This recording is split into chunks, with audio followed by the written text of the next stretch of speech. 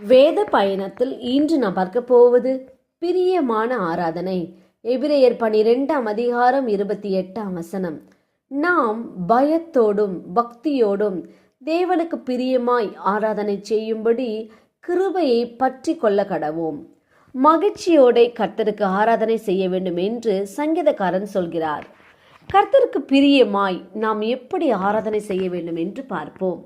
கர்த்தருக்கு பயந்து ஆராதனை செய்வது, அந்நிய தேவர்களை விலக்கி விட்டு ஆராதனை செய்வது, இருதயத்தை கர்த்தருக்கு நேராக்கி ஆராதனை செய்வது, ஜனங்கள் எல்லாரும் ஒருமனப்பட்டு ஆராதனை செய்வது, இரவும் பகலும் இடைவிடாமல் ஆராதனை செய்வது.